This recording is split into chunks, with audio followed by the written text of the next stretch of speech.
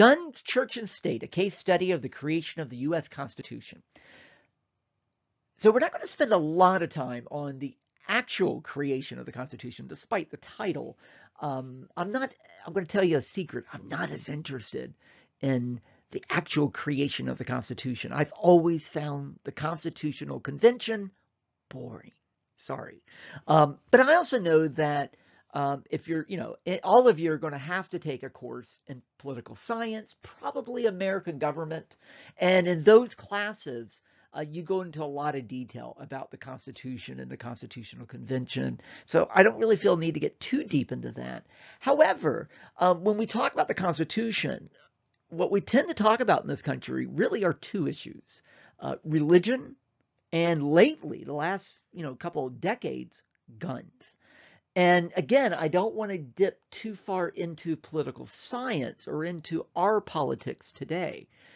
But I do think having a background in the history of these issues helps us. And I do find that most of the time when people are talking today and they say, well, the founding fathers believe, most of the time they don't know what they're talking about. And even though I don't think we need to be just like the founding fathers, in fact, I like the founding fathers. I got Jefferson here on the front slide. I'm a big fan of him, but I don't agree with him on everything. He was a sexist. He was a racist. He was a slave owner. I do not agree with him on all of those issues, but I can admire him from a distance. So I think it's really important to know what the founding fathers were thinking, why they wrote it the way we do, but we don't have to be completely tied to how they think. But I do think we need to understand where they were coming from. And I'm also going to trace a little bit of how attitudes towards guns and religion has changed over time. And I think that will be a bit valuable for everybody. By the way, the reason I start with this image, obviously that's a nickel. Again, when we talk about the Constitution, religion often comes up. And, people often point out, the money says, in God we trust, which, is supposed to be the argument that, we've always been a Christian country, or at least a Judeo-Christian country, and our government's always been very tied in with religion. That's actually a tricky argument, even though for most of American history, the vast majority of Americans have been religious, still are. I think the number is like 94% of Americans are religious in some form, and still Judeo-Christian religious beliefs are still the majority and probably will be for a long time. At the same time, the government itself was actually quite neutral when it came to religion. And this is a good example. On coins, it has said, in God we trust, since during the Civil War. 1864, they added that phrase on the money. And by the way, that phrase, it came basically from Lincoln. And, it was during the Civil War that phrase was used. But on our paper money, it wouldn't be like dollar bills, $5 bill, $10 bills. That wouldn't show up until 1957. Also in the 1950s, specifically 1954, was when the phrase "under God," which also comes from Lincoln. In fact, it comes from the Gettysburg Address. The phrase "under God" was added to the Pledge of Allegiance. Now, by the way, the Pledge of Allegiance does not go back to the Founding Fathers. The Pledge of Allegiance started in the 1890s, actually as an advertisement for flags. A guy named Bellamy wrote it, and Francis Bellamy, I can't remember his first name, Francis Bellamy, who was a Christian socialist, wrote this little saying for a flag company. And eventually it kind of caught on. And in the 1920s, Congress began to say it. And then by the 1940s, schools began to do it. But originally it was, "I pledge allegiance to the flag of the United States of America, one nation, indivisible, with justice and liberty for all." Indivisible, I always thought it was invisible as a kid. That means you can't divide it. And that's a reference to the Civil War. But it wasn't, again, until 1954 that the phrase, one nation under God was added. And it's been controversial ever since they added it. By the way, the reason that "in God we trust" was put on the paper money and why it was put in the Pledge of Allegiance has everything to do with the Cold War.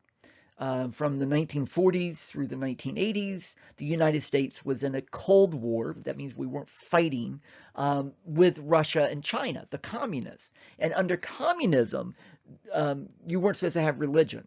Communists argued that religion is a scam. And so therefore, communist countries are truly atheist, meaning they don't believe at all in God or any kind of religion. And so to be a communist means you're not allowed to be religious. So because we have freedom of religion and we wanted to show that we were better than communists, in the 1950s, you suddenly saw a lot of religious sayings very publicly being used as a way to kind of make yourself look very uncommunist. But the founding fathers, even though most of them were quite religious, most of them would have been quite uncomfortable, even though they often use God and other religious sayings in their letters. A lot of government documents use it. They still would have been a little bit uncomfortable in sort of official things like this, because again, the idea was you're not supposed to impose one religious belief on somebody else. Anyway, I just wanted to kind of give you some background on that, because that comes up a lot. People mention that, so at least you know where it comes from. So again, church and state, this divide, in other words, state referring to the government. And initially it referred really to the federal government, not necessarily state or city government. That later will change. But initially the Constitution only applied to federal governments. But again, that will change.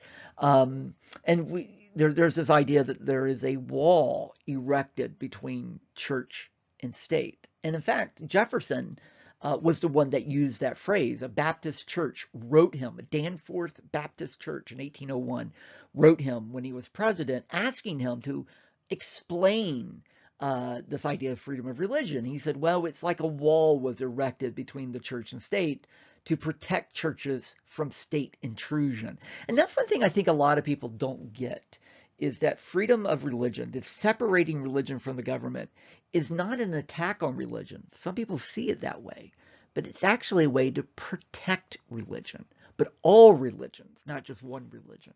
And in fact, I think our history has borne that out, because again, we are one of the most religious nations on earth, as far as not the government, but the people. For instance, I go to Britain every year. They're not very religious at all, and they have a state church. I'm not saying that's good or bad. I'm not making an opinion there. I just think that's interesting. But anyway, but throughout our history, especially, and even our lifetime, you think about debates that we have, say, over education, whether evolution should be taught in the schools. And even in the public schools, it's not really taught. In fact, my first lecture in this class where we talked about human origins, I know for a lot of students, that's the first time they've ever heard that material. And in fact, some of you may have gone to a private school because of this reason. And by the way, you're absolutely right. I don't want you to think I'm being snarky about that. But that's a good example, because public schools are state, meaning they're government. And you have the right not to be forced something that goes against your religious beliefs. You have the right to go to a private school, and So that's a good example of where something from the Constitution still affects us today. In the last 20 years, there's been, again, a lot of debate over whether religious iconography should be on display in public buildings. In fact, I meant to put another picture in here, like Christmas celebrations. Some people say, well, that's a Christian holiday. Therefore, if you're going to put Christmas decorations up, you have to put up other decorations. I know in Florida at the state capitol, the Satanic Church, and by the way, not that this is right or not, but they're not really Satanists. They're really more pranksters. But they have to be allowed to put up their own symbol. The Pastafarian Church, which is, kind of a joke church that, if there is a God, he's a big flying spaghetti monster. They literally put up a display in the state capitol in Florida, and they have to be allowed, because if you're going to put one religion up, the argument is you have to put up all religions. And so, for instance, there's been a lot of debate in places like Alabama over whether the Ten Commandments should be on display. Some people argue, well, law is based on the Ten Commandments. Other people say, well, yes and no, because the Greeks and Romans is where we get a lot of our laws from, and they initially were not Christian or Jews. So anyway, these are some of the kinds of debates that we have today. This is the classic one. You hear this, especially your grandparents probably talk more about this than you and I would. Prayer in schools. This something a lot of people say, oh, they took prayer out of schools. And it is true that all the way up until the 1960s, public schools did have prayer. And this is an interesting thing because things like freedom and democracy are easy when we all agree. If we're all the same religion, it's really easy. But it's when a truly free society, it's difficult. It's hard. It's tricky. Because if you have a lot of different religions, how do you strike that balance?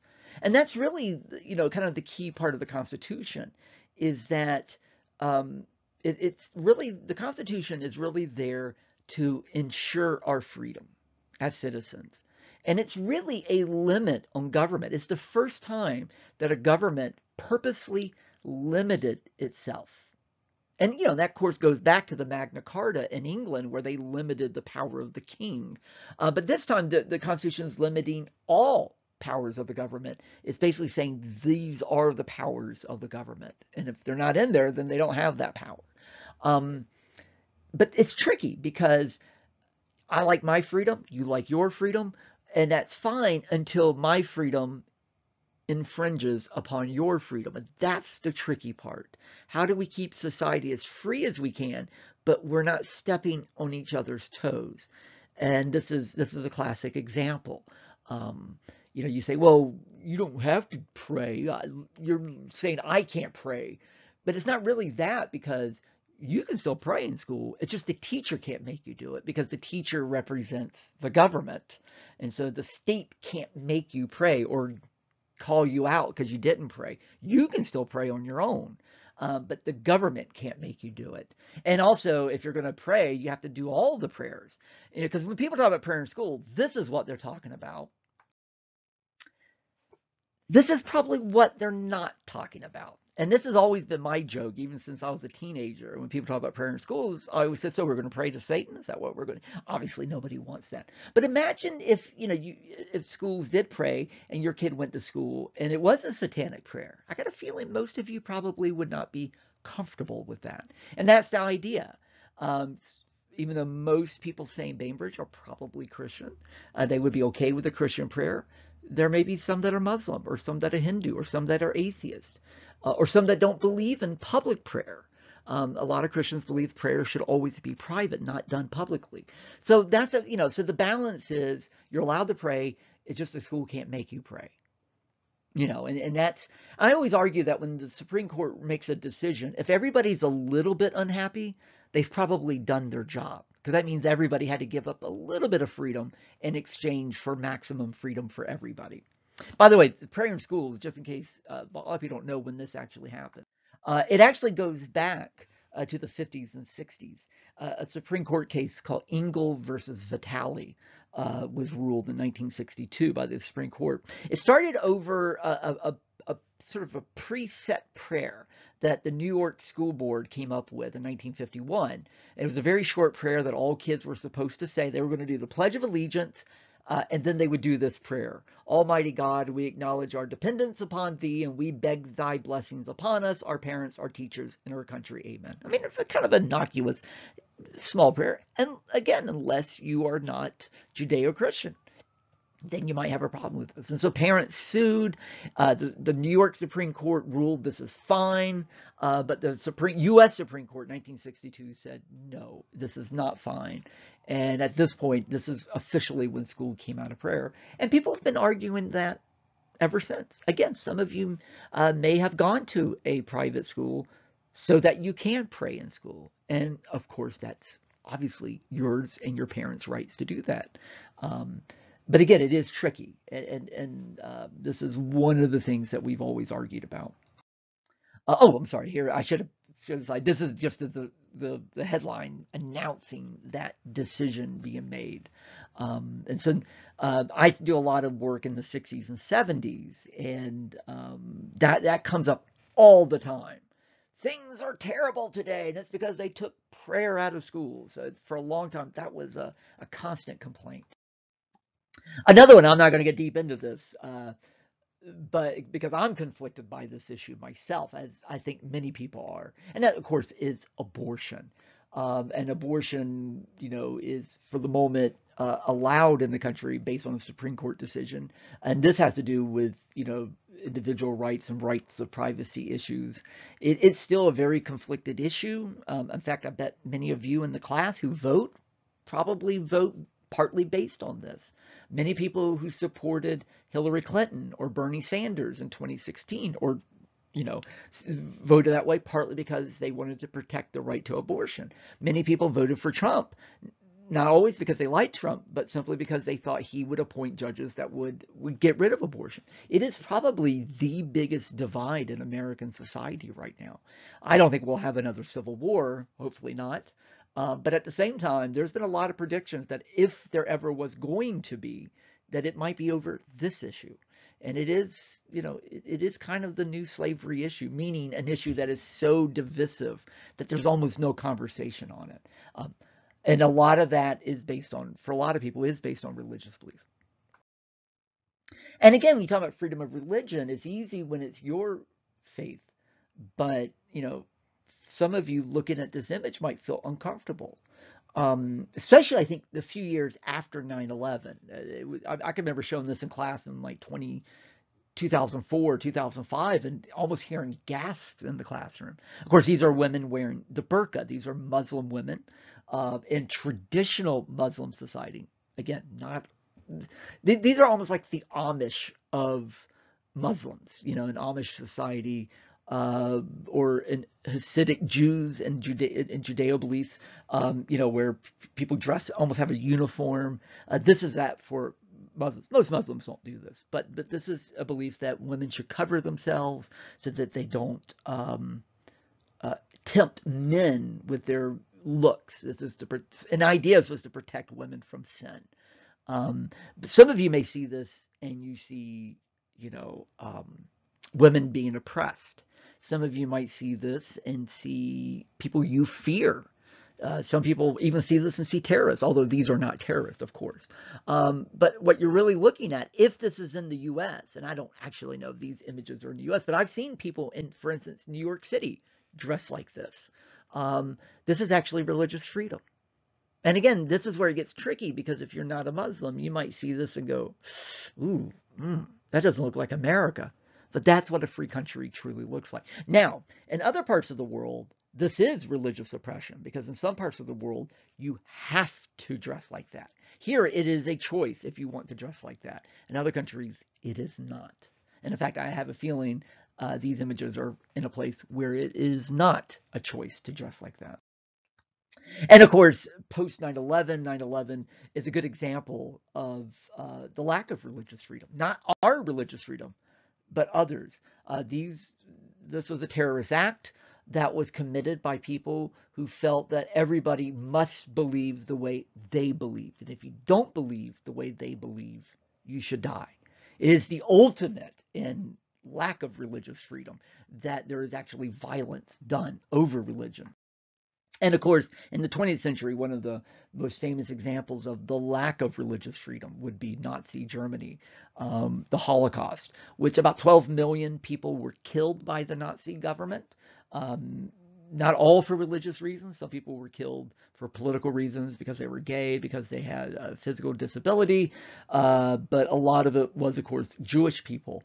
The Jewish faith, the Jewish culture was completely outlawed, and people who were of that faith were executed.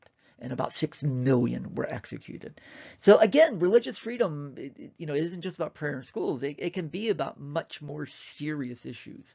And again, we can see throughout the world and throughout history the lack of religious freedom and some of the impact that has had. Sorry, I think I just cut myself off. The lack of freedom of religion has had huge repercussions. I always forget when I change slides. I have to be careful because it quits recording for a second. So I have to make sure I pause, change the slide. So Anyway, let me start with kind of a bit of a strange story. Jefferson, who wrote the Declaration of Independence, did not write the Constitution, by the way. He was in Paris when the Constitution was written. He was an ambassador. But some of the ideas in the Constitution actually came from Thomas Jefferson. When he was in Virginia, for instance, he wrote the statute in Virginia during the 1770s that first established true religious freedom. And the Constitution's language to have freedom of religion really comes from Jefferson. So when he became president, he was elected in 1800. A lot of churches celebrated his election. Of course, everybody would have back then assumed he was religious. We now know, because we can read his private papers, that he actually was not religious, but he very much believed in religious freedom. So anyway, we'll get into this more, but a lot of churches used to be persecuted in the colonies. So Cheshire Baptist Church, in the fall of 1801, sent a giant ball of cheese, this giant ball of cheddar cheese, literally weighed a couple of tons, on a wagon, and shipped it down to the White House. And he received it for New Year's Day. And inscribed on this was basically a statement thanking Jefferson for separating church and state. Because, for instance, Baptists were persecuted by the Church of England, including in the colonies. In fact, we know that some Baptists were even executed for their beliefs. As late as the mid-1700s, Baptists were still being executed. And of course, in Southwest Georgia, North Florida, the Baptist Church is the largest denomination. So many of you in this class are Baptists and practicing Baptists, partly because of the separation of church and state. I think a lot of people don't think about it that way. So let's go back a little bit. Let's get away from guns. I know I haven't talked about guns yet, but we will. But guns and religion. Let's step away from that for a moment. So we declare independence in 1776, and the Second Continental Congress did that. And now they have to come up with a government. They kind of it's almost like, oh, we're the government. So they decided we got to kind of basically write up something. So in 1777, they wrote up these articles for a confederation. Confederation means kind of a loose gathering of states. So initially, we were not going to be one nation. We were going to be a collection of states that sort of hung out together. And that's known as a confederation. And again, we were breaking away from a monarchy and a very strong parliament. So it's kind of like, again, when people move away from one thing in their life, sometimes they completely go the other way. It's like sometimes when people are not religious and then they convert to a religion, they get really, really into it for a while. Or people are married and then they get divorced, and for about a year they go a little nuts.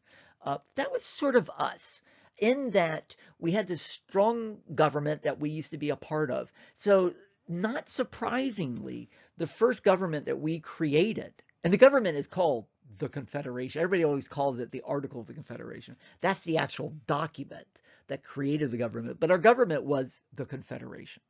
And we created an extremely weak government.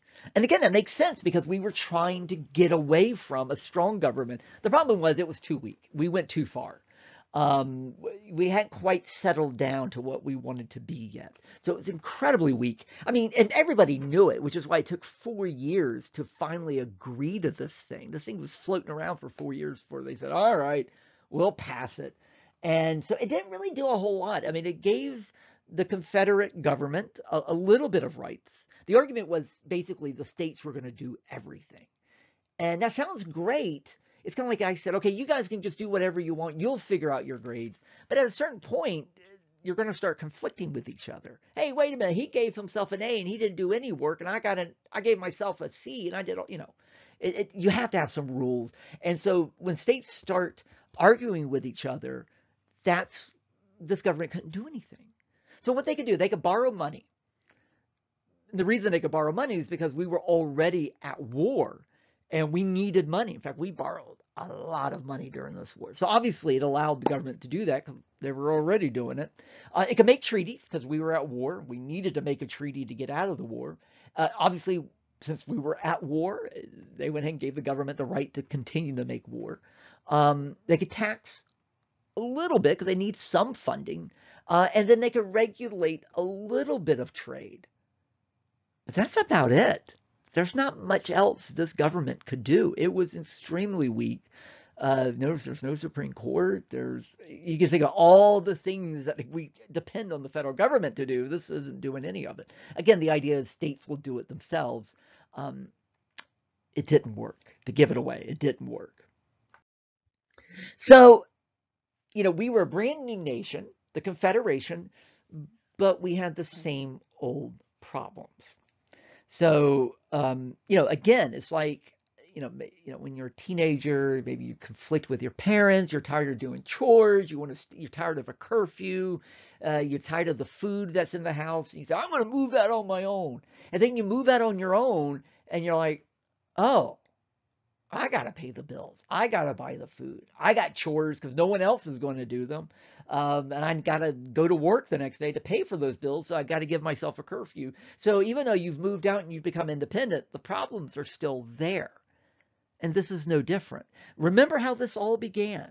The French and Indian War. England was in debt. They had to raise taxes to pay off that debt. We didn't like those taxes. We started to break away. Now we're on our own. And guess what? We're in debt. We have to pay off bills, which means we have to raise taxes. So new nation, same old problem. And you may know people like this. People, it's funny that I've had friends that they have, you meet them and they're like, and you go, how's it going? They go, oh, my job sucks. My wife's a jerk. And I hate my boss. And then they quit their job. They get divorced. And you see them about a year later. And you go, how's it going? Oh, my job's awful. I hate my new boss. I can't stand my new spouse. And you realize, oh, it's them. It's we weren't quite that bad, but we broke away. Then we realized, oh, we have not run away from our problems. And again, we were kind of nobody. We didn't have any major trade. We didn't have a whole lot to show at this point. Nobody wanted to trade with us. We were just making up our money. We were just printing it left and right. Sometimes it was called dollars. Sometimes it was called pounds. And every state was making up their own money. Every town sometimes made up their own money. It wasn't backed by any value. We had no credit. It's like today our money is based on credit. Used to be based on gold. Back then it was based on neither of those things. I mean, it was just like if I just started making up Dave bucks. Here's a Dave buck. Go buy yourself something. You can't, couldn't buy anything with a Dave buck. Couldn't buy anything with an American dollar at that point. We're massively in debt. We have high inflation. It's because people got to make money somehow, so they're raising prices on everything. And, a lot of this army is coming home and they're broke and they want their money. And we already talked the other day about how George Washington had to quash a rebellion. Well, this is that rebellion. A lot of the soldiers and officers were furious and they were thinking about taking over the government. And the reality was, if we did not do something to fix this economy, we were about to fall apart. It was quite serious. And then it sort of reached a crescendo with a climax, if you will, with something known as Shays Rebellion. Again, in Massachusetts, which was always the most radical of the colonies. I mean, again, that's where the Boston Massacre was and the Boston Tea Party. In Massachusetts, on the coast, that's where all the cities were, like Boston. That's where all the money was. That's where all the banks were. And that goes for all the colonies and states. And then in the western part, that was where the poor people lived, the farmers. Well, during the war, farmers were borrowing money from banks to pay their bills. And of course, banks were borrowing money from other countries. And now those countries like Holland and France are calling in their debts. So the banks are then turning to the farmers and going, hey, it's time to pay up. And so in Massachusetts, some of the farmers, led by a guy named Daniel Shay, rose up and rebelled. Now, it was a relatively minor rebellion in the big, I mean, a couple of people were seriously hurt. Several people, including Daniel Shays, was arrested. Um, but this was kind of the cycle starting all over again. This is basically the Stamp Act. You know, it's 20 years later, but it's the same issue. High inflation, high taxes, and the people are not happy. And so unless something is done, what happened in the 1760s and 1770s is going to happen again. And as I said way back at the start, that's what usually happens with a revolution. Once you have one revolution, you almost always have another one, and then another one, and then another one. And then you have chaos. We're moving in that direction. So this was kind of a wake-up call for everybody. By the way, John Hancock, at that point, was governor of Massachusetts. He's from Rhode Island, but he was governor of Massachusetts.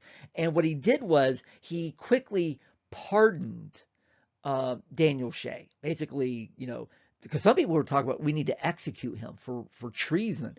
And Hancock was like, no, if you do that, you just set up a martyr. This becomes the Boston Massacre, basically. But what everybody agreed on is the Confederation isn't working. We got to do something better than this. So so originally the idea was we're gonna come together. We're gonna go back to Philadelphia because that's where it all began. We're going to go back to Philadelphia, and we're going to make we're going to make the Articles of Confederation better. We're going to improve it.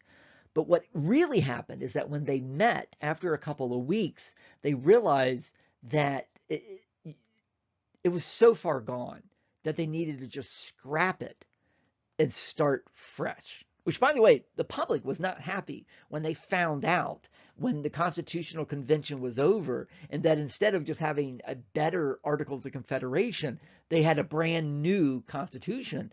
We'll come back to that. People were pretty ticked off when they found out, because that wasn't what they were supposed to have done. So again, I don't want to get too much into the Constitutional Convention. Again, it's not my favorite topic. Not only that, but you do cover that pretty well in government class. There are a couple of quick things I did want to mention. All right. So one of these things is we're going to, you know, when they started creating the Constitution, the one we know today, there was a recognition that we needed like a really serious federal government, a national government that can really do things. But at the same time, we still wanted to be states.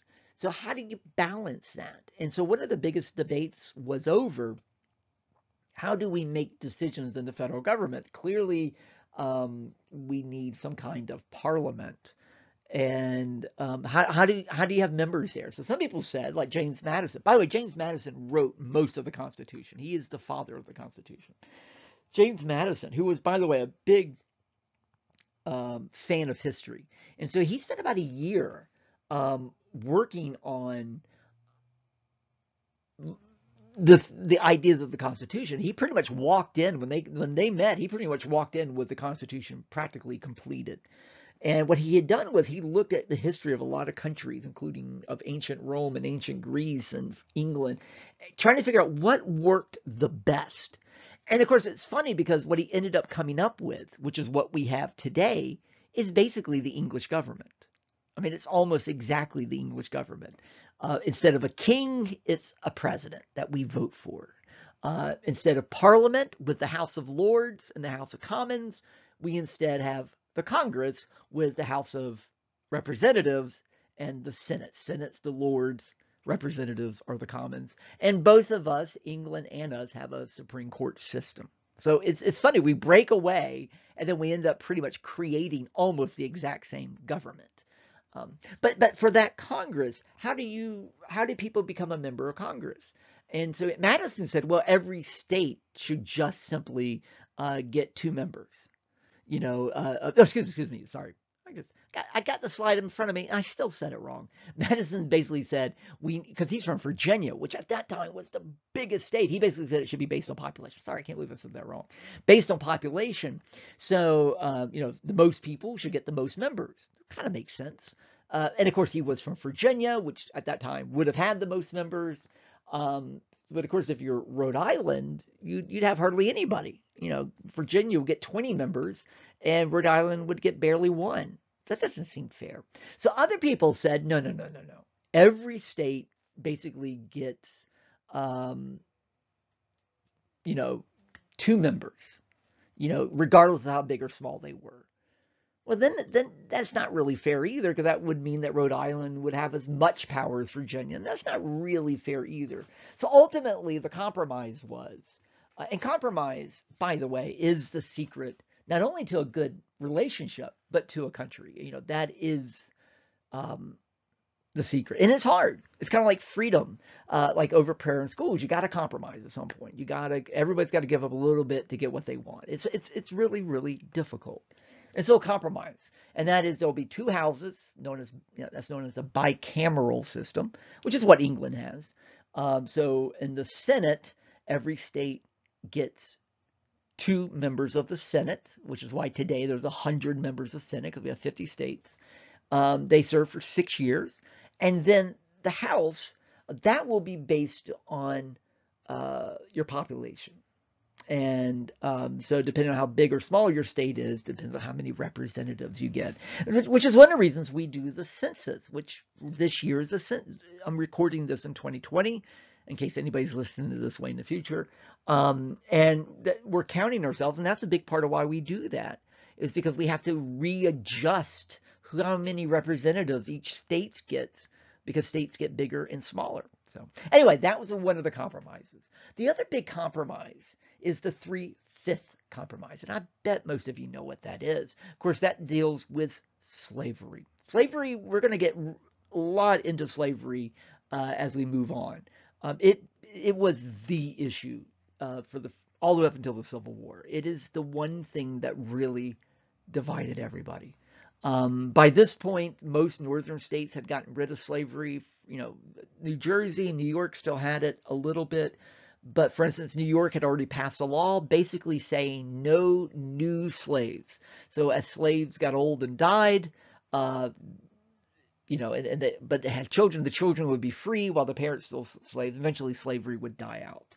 So it was really becoming very much a Southern thing. And in a lot of states like South Carolina, there were more slaves than there were free Americans. And so, of course, slave owners were like, hey, let's count slaves too, because the more people you count, the more members you have in Congress, the more electoral votes you get when you vote for president. I mean, more funding you get. But of course, if you don't believe in slavery, you would say, well, that's not fair. You're counting people who you do not consider to be members of the country. They're not citizens. In fact, legally, they were property, not humans, legally speaking. And so the argument is, why do you get to count slaves? Why don't you count your horses? Why don't you count your cows? Why do you. And then, of course, they would then counter going, well, you count women. Women don't vote. We count children. They don't vote. And so ultimately, a compromise had come up with. So that's the 3/5 compromise. Basically, you would count 3/5 of the slaves. So if you have, for instance, if you owned 100 slaves, you get to count them as 60 people. So it is a compromise. In other words, you're not going to count all the slaves, but you're going to count a lot of them. And I'm going to point out something that might be a little controversial for Southerners, but you're going to see this over and over. Slave owners almost always got what they wanted. They really did. People like Jefferson and Washington and Madison, they were all slave owners, and they kind of controlled the government, and they kind of always got what they wanted. And you notice it's not the 2/5 compromise, it's the 3/5. So they still get to count a majority of their slaves. But if they had not done this, and again, this is often criticized as, oh, can you believe we put this in the Constitution? But if this had not happened, there would be no Constitution. There would be no U.S. It was so divided, so heated, that Benjamin Franklin, who was at this convention, he said that we are going, not maybe, we are going to fight a war over slavery. He thought it would be within 20 years. It turned out to be a little bit longer than that, but he was absolutely right. They knew it even in 1787, that slavery would be the issue that was going to divide this country. And what the Three-Fifths Compromise did was keep us together for a little bit longer. Again, eventually we do break up with the Civil War, but this is one of the things that's going to keep us together. Later, we're going to talk about other compromises, like the Missouri Compromise and the 1850 Compromise. So what's the result of the Constitution? And again, as Americans who, like me and you, we've grown up here, we don't really think about how strange it really is, how different it is. It is truly revolutionary. We were a republic, and a republic means no monarchy. People couldn't believe it. The rest of the world, because everybody had a monarchy at that point. The argument was, how can even the Romans had an emperor? How can you not have a monarchy? How can you not have somebody that holds it all together? Everybody assumed that we were going to fail quickly. The other thing is we were the first true democracy in the modern era. Modern era means after 1500. That's known as the modern era. It was limited. Obviously, Native Americans couldn't vote. African Americans couldn't vote. Women couldn't vote. You had to be 21 years old to vote. You had to own property to vote. So it was quite limited. But it was a democracy. And even though England had already had some democracy, more than people realize, even theirs was so much less than ours. So this is, kind of a real experiment. And we had a three-branch government, which was, again, based on England's government, an executive branch. But the difference here, what makes it revolutionary, is that in England, the executive, of course, is the king or the queen. Here, we actually get to pick who the executive is. Then we get to pick who the legislature are. And then the executive and legislature get to pick who the judges are. So it truly is a democratic government. So, of course, the way it works is the legislative branch passes the laws, which every state gets a say in that. And then the executive branch, which is basically, the army, the police, the president, they execute the law. They enforce the law. And then the judicial branch, like the Supreme Court and the lower courts, they decide whether or not the laws are actually constitutional or not. So they all check and balance each other. So why is this so revolutionary? Well, some is what I just explained. It is the first republic. And it's the first true democracy since the classic era. Now, the Greeks, obviously these words go back to them. The Greeks and Romans toyed around with these ideas, but those were long gone, So in the modern era, again, post 1500, we were the first true democracy and the true republic, and we're still here today. That's now the norm. Even countries like England, which still has a monarchy, aren't really a monarchy anymore, right? It's the first true constitution. Now, again, England talks about a constitution. One of the clips from John Adams, you hear somebody even say, I've looked at the constitution and blah, blah, blah. Well, they don't really have a constitution. They still don't. What they have are a lot of traditions. They have the Magna Carta. They have some other things. But it's not truly a piece of paper that you can hold up and go, this is what we do and don't do. We were the first ones to have a blueprint for the government, which is, again, really revolutionary because it actually limits the government. It tells the government what it can't do. And then the last one, which is what we're going to spend a little bit of time on, and that is separating church and state. Again, all the way up until 1787, people in power, whether they were kings, Roman emperors, chiefdoms and Mississippian peoples, Aztec leaders, doesn't matter.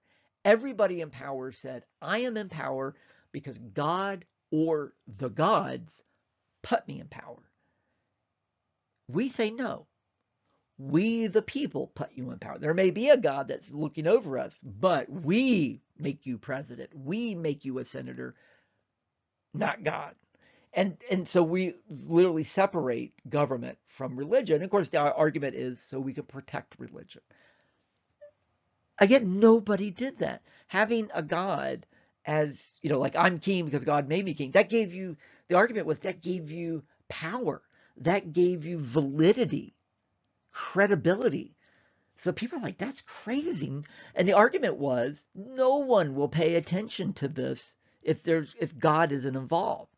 Turned out to be wrong, but that was a real problem for a lot of people, including a lot of Americans back then.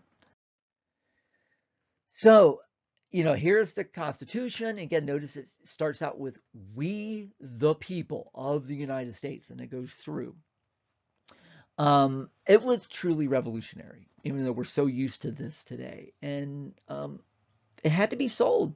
This was not what the Constitutional Convention was originally supposed to do. Remember, it was just supposed to tweak the Articles of Confederation, not throw them out and create a brand new government. This was a real government with real power. Power to tax, the power to regulate trade, to tell states what to do.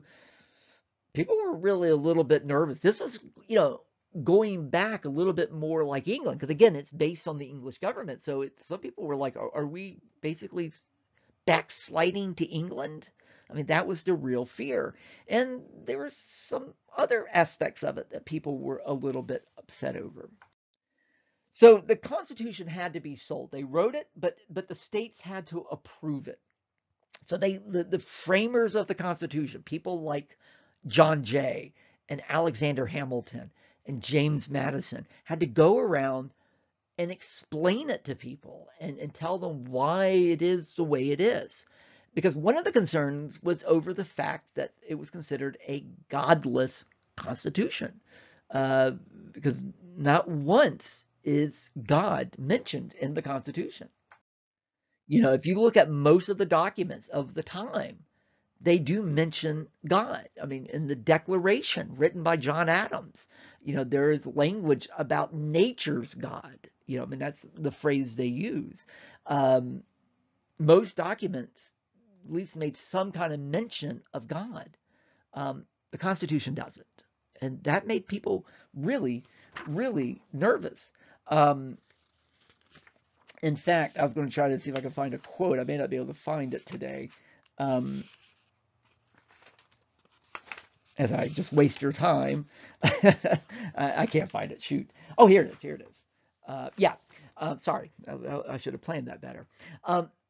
While they were trying to sell this, a guy named William Williams, what a name, of Connecticut, he argued that we got to put God in there. God's got to be in there somehow. And so he decided to rewrite the Constitution. So he said, this is how it should start. We, the people of the United States, comma, in a firm belief of the being and perfection of the one living and true God, comma, the creator and supreme governor of the world in his universal providence and the authority of his laws, that he will require of all moral agents an account of their conduct, that all rightful powers among men are ordained of and immediately derived from God. Therefore, in dependence on his blessing and acknowledgement of his efficient protection in establishing our independence, whereby it has become necessary to agree upon and settle a constitution, blah, blah, blah, blah, blah. So the argument was, so he didn't just put God a little bit in there, he put God like about 20 times in there. It's like, almost going completely overboard. And then he also said, Williams also said that what should be in there, it should say, if a man cannot swear allegiance to Jesus Christ, then he should not be in government. That should also be in the Constitution. So, yeah, some people were not comfortable with the Constitution. Another thing that was a bit concerned was rights. It's funny, even when I started this lecture, I said when we talk about the Constitution, we tend to talk about religion and we tend to talk about guns. The right to bear arms, Second Amendment, First Amendment, right, freedom of speech, freedom of religion. Those aren't actually, those are amendments. Those aren't in the actual Constitution as originally written. A lot of people, even before the Articles of Confederation, wanted a listing of rights. I want to list the rights that we have as citizens. And they debated that. In fact, they had already drawn up a list of rights, and they chose not to include those. And you might think, why would they not include them? But here is why.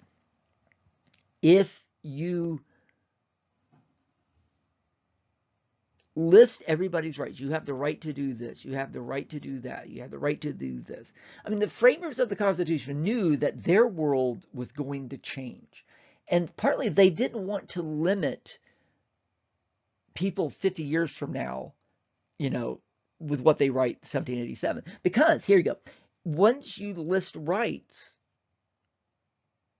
any other right that's not included in that right, you could argue you don't have the right to it. So I might say, in my class, let's say I wrote the Constitution for my class. You have the right to have a phone. You have the right to wear shoes. You have the right to use an ink pen. And you have a right to use a notebook. And then you bring in maybe some coffee to class. And I go, you don't have the right to do that. And you're like, why? Because it's not written down. You know. So the fear was that by writing down people's rights, you would then limit people, because obviously you can't write everything down. So there was a real fear. They thought by writing listing of rights, that would actually, oddly enough, limit people. But people really were really uncomfortable. They wanted to know what their rights were.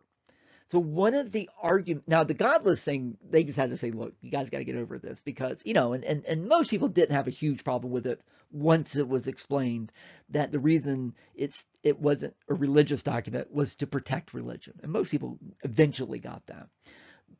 But the rights one, people were like, no, we're not putting up with this. You have to guarantee our rights.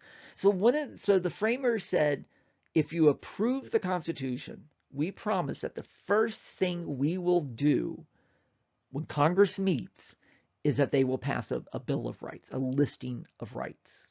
And they did. That's exactly what they did. The other thing they had to do to sell the Constitution was really to explain it. And this is really interesting, because this is the only time where the people who wrote the Constitution, and again, Madison and Hamilton were the main two people. I don't have them up here, but John Jay was also a part of this. This is the one time where they explained why they did what they did. And even today, when the Supreme Court rules, they don't just look at the Constitution. They also look at the Federalist Papers. These started out as publications in newspapers across the states, and eventually they were collected into a book and sold. And you can still buy it today, the Federalist Papers. And again, people are really into government, really into politics, usually are pretty familiar with the Federalist Papers. A couple times I've thought about making you guys read it. I probably should. I'm not. But it is, for anybody interested in government, they are quite fascinating. And so they, you know, the states barely, but they did approve it. And then again, once Congress was elected and they you know, sat in Congress, eventually they did come up with a Bill of Rights. And they are, of course, the first 10 amendments. And because they're amendments, Congress passes them, but they still had to get approved by all the states. And again, as you can see by the date here, it took a long time before it finally was set in stone. And we get, again, our first 10 amendments. One thing that's a little bit interesting, again, is what they said. And we're going to get into the Second Amendment in just a moment, the gun amendment. But if you look down, Article 9, because everybody talks about the First Amendment, the Second Amendment, and the Fourth Amendment, but you know, most people can't remember all the other ones, right? And I'm terrible at that too. But for instance, the Ninth Amendment, again, the last time you've heard anybody mention that one. But if you look down at it, the enumeration in the Constitution of certain rights shall not be construed to deny or disparage other rights retained by the people. So that issue that I brought up, the fear of limiting people's rights, they dealt with that in the Ninth Amendment. They basically, it says, even though we're listing rights here, we know this is not all the rights, and there still may be other rights that you have that you will still have, even though they're not listed here. And I'll give you a classic one, the right to privacy. Everybody says that. I have a right to privacy. It's nowhere in that Constitution, but we assume we have a right to privacy. And there's other types of rights that we assume we have too. And again, they're telling you, yes, because you know, we don't know what rights you're going to need to have nobody knew, for instance, that there would be Facebook or cell phones that the government can listen into, or bugging a house, so we have those rights as privacy, anyway. So what's interesting also, this is, as they first wrote them up, and by the way, James Madison wrote most of these. He had them already written even before the Constitution was written itself. This is one of when they first published it for Congress to sort of argue over. You can see some of the writing. This is by Madison, changing it as Congress was arguing it. This is some of the writing, and like, okay, we'll scratch this out and we'll reword it to this. And we get a little bit into the thinking of Congress as they were coming up with these ideas. And again, you can see others where they scratch things out and add language in. But let's talk, a little bit about what we call the Second Amendment, although initially it was going to be the fifth one. And some of you who own guns probably can recite the Second Amendment by heart.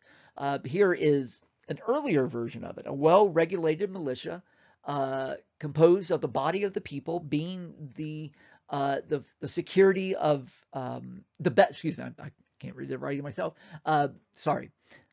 The body of the people being the best security of a free state, the right of the people to keep and bear arms shall not be infringed, but no one religiously scrupulous of bearing arms shall be compelled to render military service in person. It's a little bit like what we have today. There's a bit more in there. Notice it's also been scratched out. This gets into a real debate over what is the Second Amendment for. And here, in an early draft, it's very clear that the Second Amendment is specifically to have a state militia, not necessarily to have guns on your own. That's obviously what Madison meant when he wrote this. Here is what it is as passed. It's a little more vague. In fact, it's a real problem how vague it is. The Constitution needs to be somewhat vague. If you get too specific, then you're kind of locked in. And they knew that. They knew that things were going to change, that the Constitution needs to be flexible. It needs to be able to bend, But sometimes it can be too vague. And some people have argued this is too vague. So I'm going to read it. I'm going to read it twice. So a well-regulated militia being necessary to the security of a free state, the right of the people to keep and bear arms shall not be infringed. That comma is really important. Notice what it starts with. It starts with a well-regulated militia. Some people think that's important. It doesn't mean you get to have a gun for yourself. It means no, So it can be read this way. It can be read as a well-regulated militia being necessary to the security of a free state, meaning a free country. Because that's so important, we need to have guns. Because a militia means it's not an army. It is it is citizens joining together to defend themselves, right? So because we need a militia, therefore we must need guns. In other words, it's one idea. So if we don't have a militia, which we still have one, but really we have a U.S. Army today, some people would argue, oh, we don't need this anymore. This is obsolete now. Other people, however, say, no, it's two ideas put together. First off, we need a militia. Also, we need the right to bear arms. And they say that comma is the key, because the comma makes it two separate ideas. Other people say, no, it's one complete idea. We have been arguing that ever since. And now that you see that, most people skip the first part, but now that you see that, it is vague. It is actually quite hard to understand exactly what do they mean. And unfortunately, the Federalist Papers are silent on this one. We don't really know. The notes that I showed you indicate maybe, but they were also scratched out. This is one of the reasons we argue this one so much. So, if you look at the history of this, first off, hardly anybody argued this. Because everybody had a gun, because you needed it for hunting, to fight off invaders. It was just what you did. Guns weren't really an issue. Nobody really argued this until the 20th century. But the few times it did come up, it's very obvious that the Supreme Court believed that owning guns was specifically tied to the militia, that it wasn't really about individual rights, even though everybody had a gun. At the same time, that the Constitution, that the reason the Constitution doesn't say you have the right to wear shoes. It doesn't say you have the right to wear a hat. And so under normal circumstances, they probably wouldn't even mention guns because everybody had a gun. But that it seems to be clear to a lot of people that this is specifically about tying in with a militia. But that interpretation changes in the 20th century. So why did that change? So there has always been some gun control, by the way. We talked about this law already when we talked about slavery. In Virginia, 1639, there was a law in the colony of Virginia. All men, except Negroes, meaning people of color, must own a gun. I mean, that gun control was like, you have to have a gun. And again, I don't expect you to remember all this. Don't panic. This is just to give you an example. During the period of the Revolution, there were some real gun controls.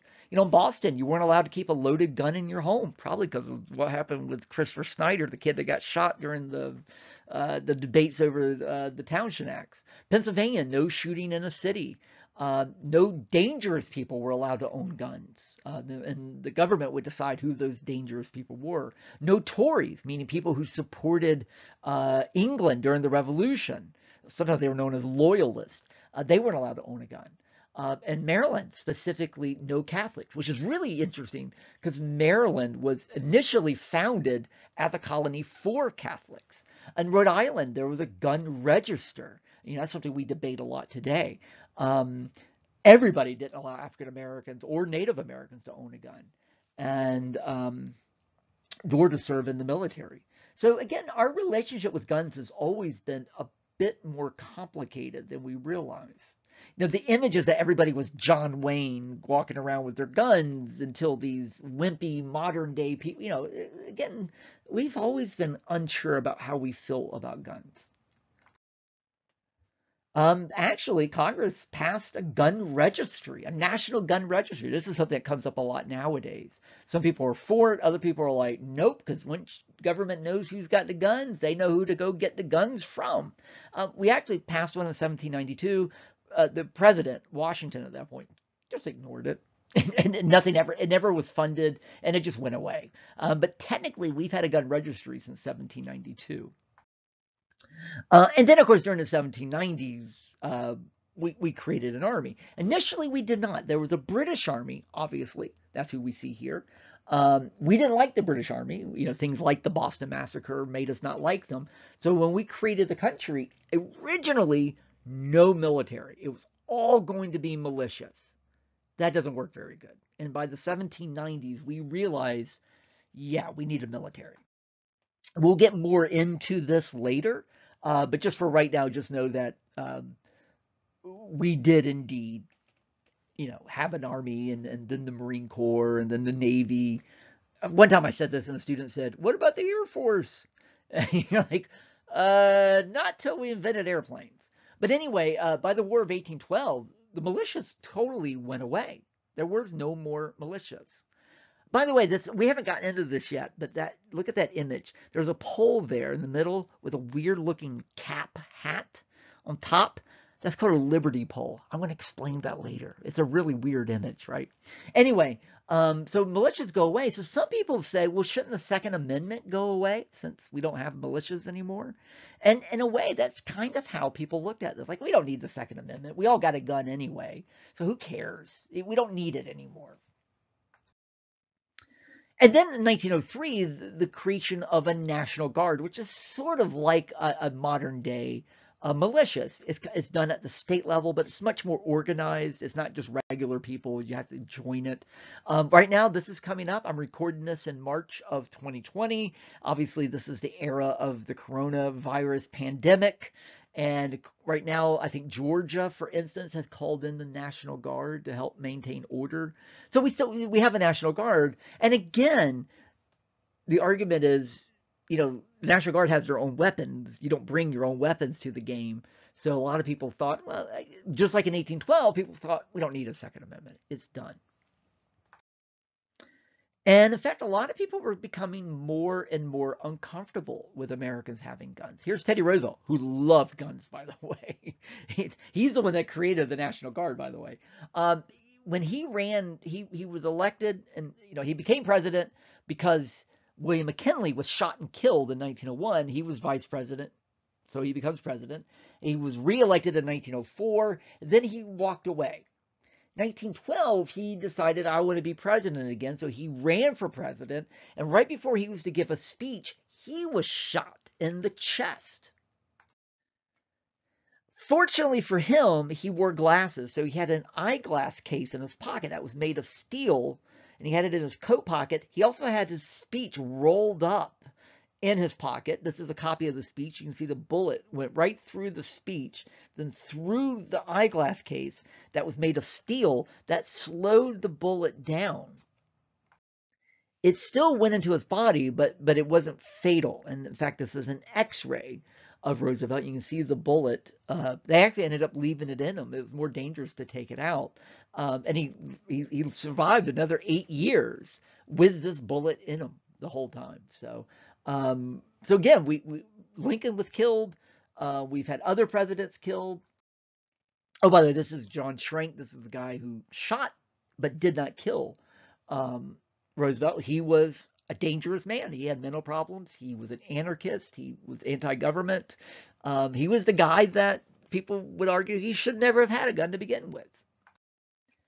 So this started the first of 2 waves of gun control, these presidential assassinations. So again, Lincoln, 1865, was shot and killed. The guy you see here is James Garfield. He was shot in 1881. By the way, Abraham Lincoln's son was standing right beside him when he got shot.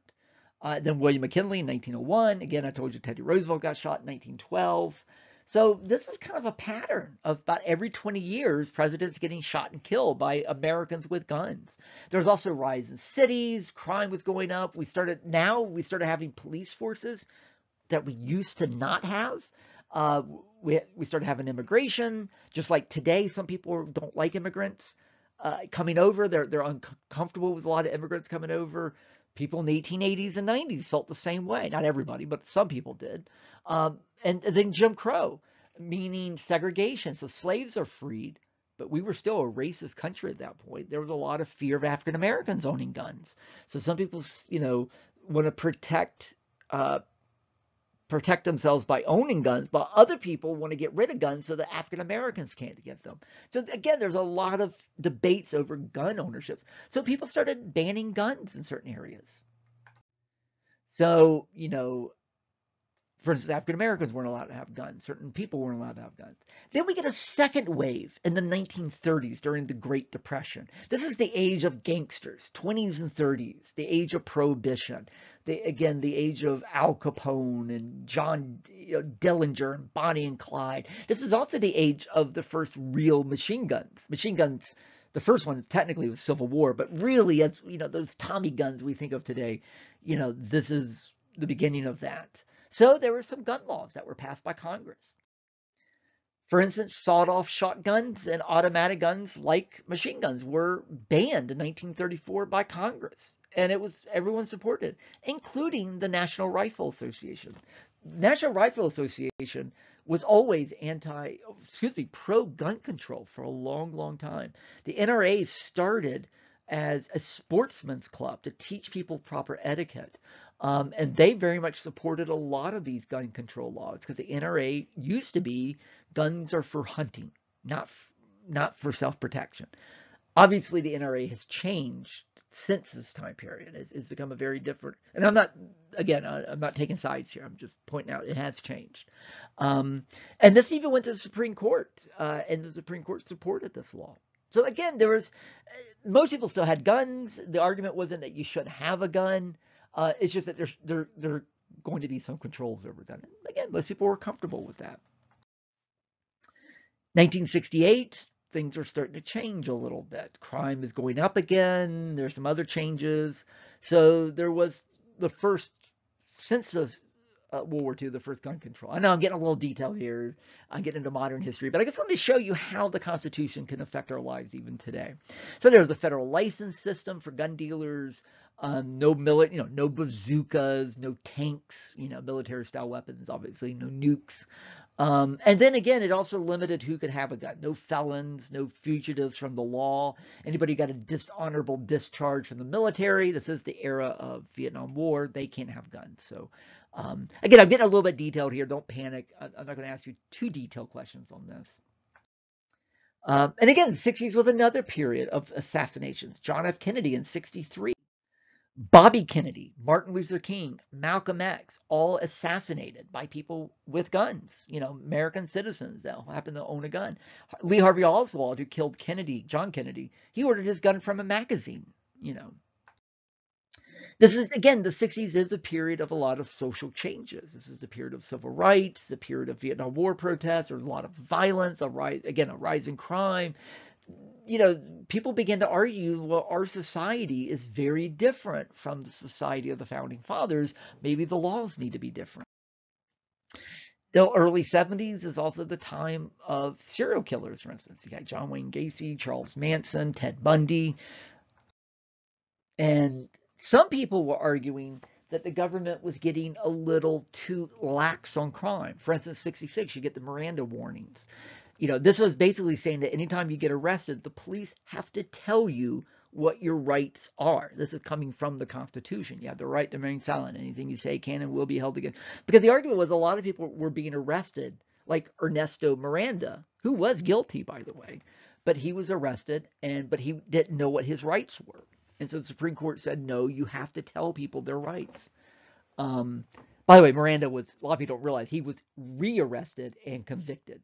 But some people saw this as we are getting too wimpy on crime. And this affects the gun debate because the argument is if the government doesn't protect us, we have to protect ourselves. So the rise in crime means some people want to get rid of guns. Other people say, no, we all need more guns.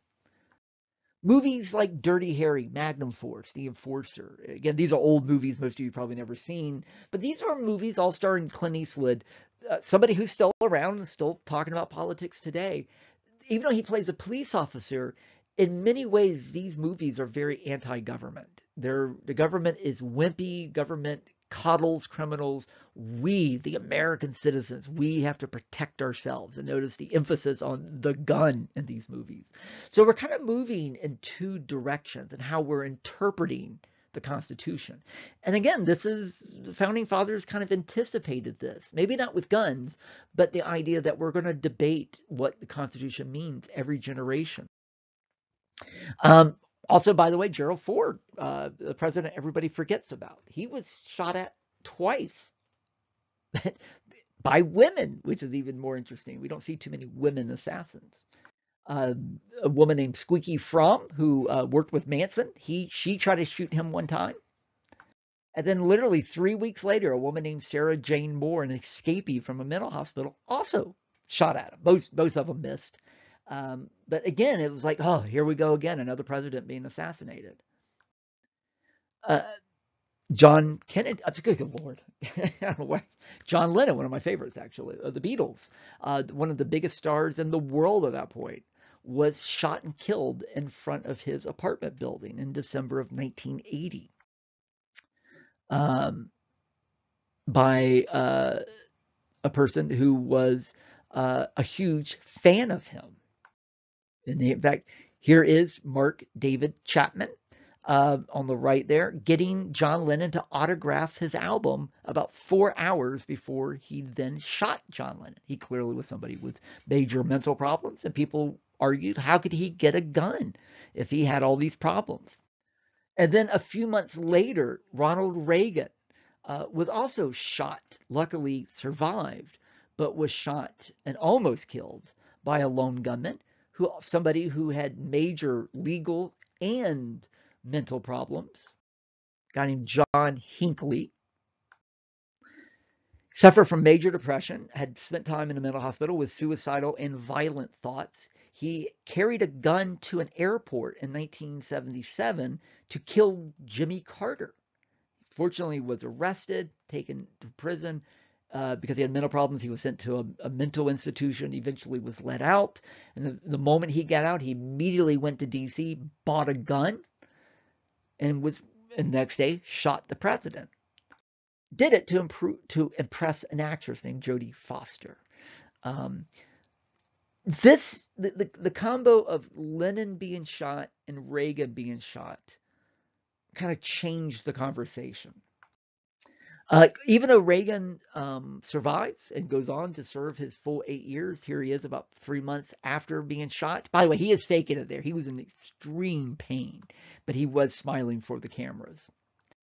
But two people ultimately died, and the person you see on the ground there is the press secretary for Reagan named James Brady. He does survive, but the bullet went straight through his brain, and he never completely had his faculties restored. He always had mental, cognitive issues. But he and his wife began to push for gun control.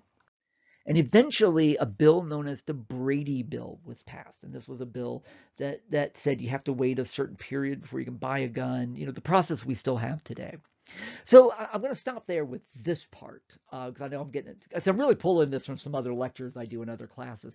But I wanted to show how what the founding fathers did and the language they used had implications 200 years later. And we're still debating these issues later.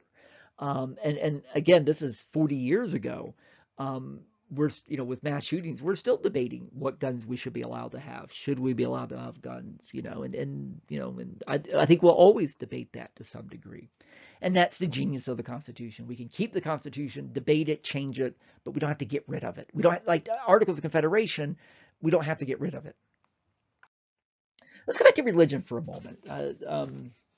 So there is this belief that the colonists came over for religious freedom. That's not true. Ideas of religious freedom really don't come about until after the Revolution.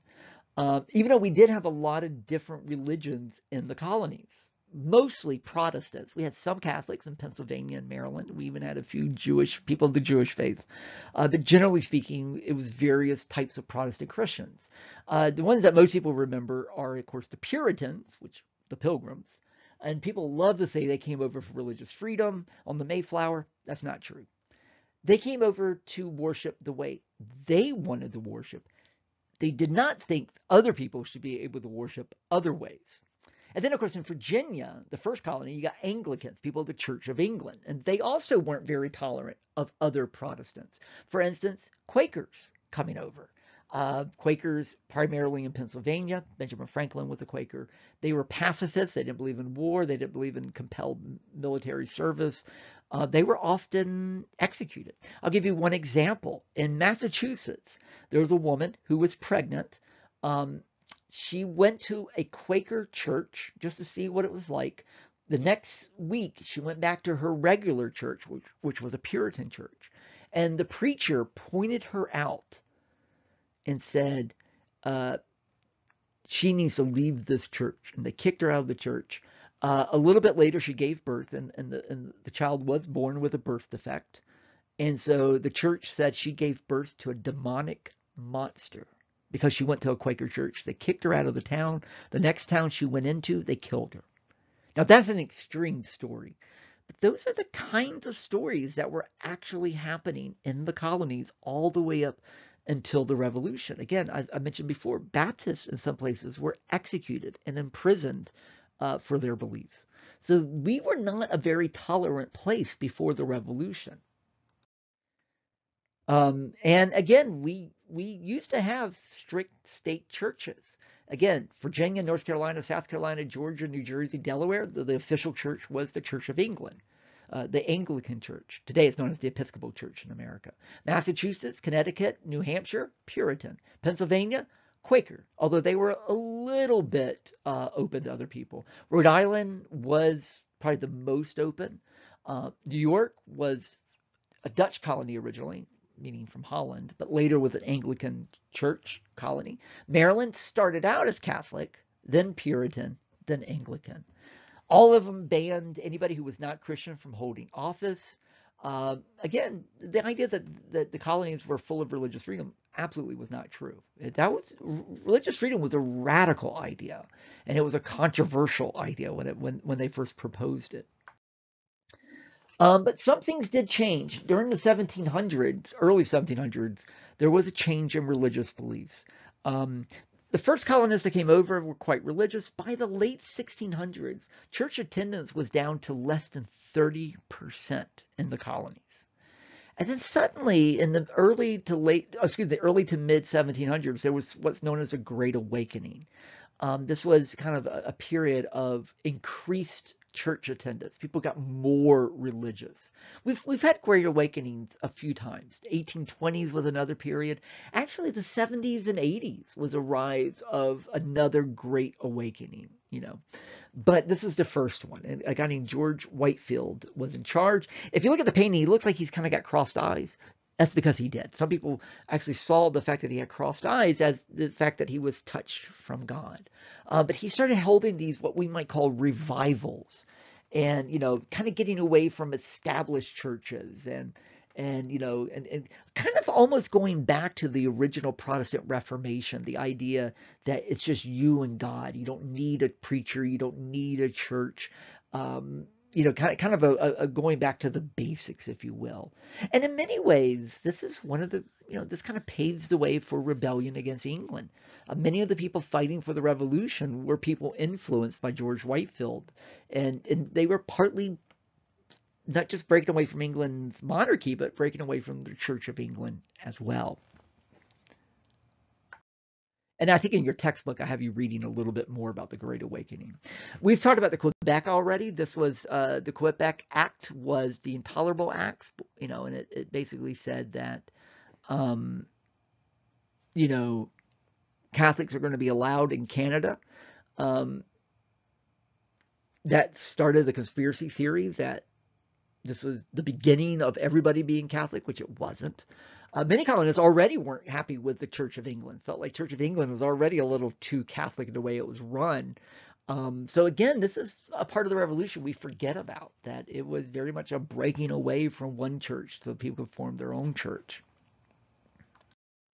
One thing that's very common today, you hear people say, on one hand, you'll hear people say the founding fathers were all devout Christians. And then other people say, oh, they were all atheists or deist. They weren't, you know, deist means you believe in some kind of God, but not a personal God, a God, you know, a God that might have created the world and then went away, you know. And neither one are right. The reality is most of the founding fathers really were religious, in fact, to some degree. Now, some were Catholic, some were Church of England, some were Baptist, some were Methodist, you know, but they were all religious. With a few exceptions. John Adams starts out as a Puritan. By the time he was an old man, he was a Unitarian. Unitarian is still religious, but it's almost not. It's a very loose, I mean, it's very moral, but you kind of, you don't really believe in a personal God at that point, you know. So he was a Unitarian, so religious, but a little bit radical. Washington was religious as far as he believed in God and prayed, but he didn't go to church. And in his private writings, he almost never mentions religion. Then the guy on the right, James Madison, was very religious. In fact, he at one point was a Baptist. And in fact, he's the one that, along with Jefferson, really wanted the First Amendment protecting religion, because he was religious and he wanted to worship the way he wanted to worship. And he knew that would protect that ability. Then you get these two guys. These are the two that weren't religious. You know, Benjamin Franklin, who I think we could probably use the word atheist, which just means you don't believe in God at all. And then Jefferson, who probably was closer to more agnostic or maybe a deist. You know, he wasn't a churchgoer. He didn't pray, but he believed there might have been some kind of supreme being. But these are really the only two of the founding fathers who weren't religious. All the others were religious in some form. So again, you know, if you say they're all religious or none of them were religious, you're not really right. As I said, most people who argue politics today don't really know much about the founding fathers themselves. Jefferson's the reason he was all about the freedom of religion was because he wasn't very religious.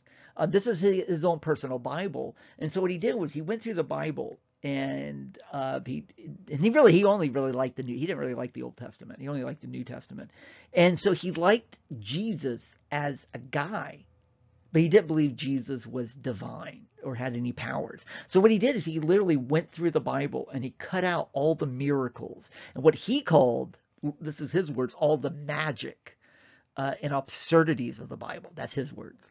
So he kept the sayings of Jesus, but he got rid of all the supernatural parts. Nobody knew he had this except for his family. He did this a couple of times. This is his private Bible. If people knew this, he would never have been president. So again, Jefferson wants freedom of religion so that he doesn't have to be religious. Madison wants freedom of religion so he can be the religion he wants to be. So in both cases, separating church and state protects people's religious beliefs, which also includes the lack of religious beliefs. And again, it's interesting when Jefferson died, he's buried in Virginia, Monticello. He designed his own tombstone. So this is what he wanted to be remembered for: to be the author of the Declaration of Independence, the founder of the University of Virginia, and the author of the Statute of Virginia for Religious Freedom, which is what the Constitution's freedom of religion is based on. Those are the three things that he thought was his great achievements: not being governor, not being Secretary of State, not being Vice President, not being President. This is what he thought. These are the three things he did that he thought mattered. One last thing, this is just a kind of a random thing. When you start getting into religions and government, you always end up kind of getting into conspiracy theories as well. So when people start talking about the religion of the founding fathers, sometimes people look at the money, and of course, on our money is the Great Seal. One side is the eagle holding the arrows that represents the 13 colonies held together as united. But on the back is this really weird thing with this pyramid, but this eye at the top and this weird writing. And people were always like, what in the world is this? Well, what's funny, the Great Seal, front and back, was designed by Adams, Jefferson, and Franklin. Originally, by the way, the symbol of America was not going to be the eagle. It was going to be the turkey. Franklin hated eagles. He said eagles are dirty. They steal eggs and birds from other nests. They're an awful bird. And they're only found, they're rare. And he said turkeys are found everywhere, and they're good birds. So can you imagine if we would, don't mess with America, gobble, gobble. I mean, it'd just be such a weird thing. Yeah, I guess we couldn't eat it at Thanksgiving either, could we? Anyway, we'd all be eating eagle on Thanksgiving. Anyway, so eventually they settled on the eagle. But on the backside, Jefferson and Franklin both wanted Moses leading the people out of Israel, and or excuse me, into the children of Israel back to their promised land. I got that wrong, didn't I? Anyway, what's funny is the two people who weren't religious wanted basically a religious symbol, and it was Adams, who was religious, who went, let's be careful there. We don't want to get too religious. It might alienate people. So they all settled on this. Now, the thing at the top, Annuit Coeptus, I don't know, I'm saying that wrong. That's from Virgil, not the Bible. And it's Greek. It means God or providence approves of our undertakings. It means basically God approves of what we do. And then the unfinished pyramid, and notice that in Roman numerals, it says basically 1776. But if you look at it, it's 13 layers for 13 colonies. But it's unfinished, meaning we're not done. Because once something's finished, it gets old, it gets corrupted, it falls apart. But if you're always building it, it's always new, it's always improved, it can always be made better. So that's a symbol for who we are. And then at